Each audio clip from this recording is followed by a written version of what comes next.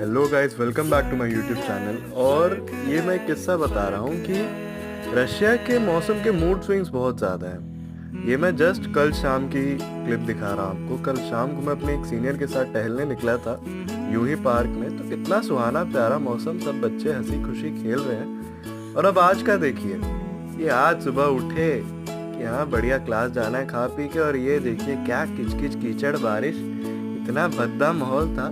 मतलब no offence, but कुछ लोगों को मौसम पसंद है। हाँ, घर पे बैठ के चाय नाश्ते के लिए बढ़िया है, लेकिन क्लास जाने के लिए बस में गर्दी में आई डोंट लाइक।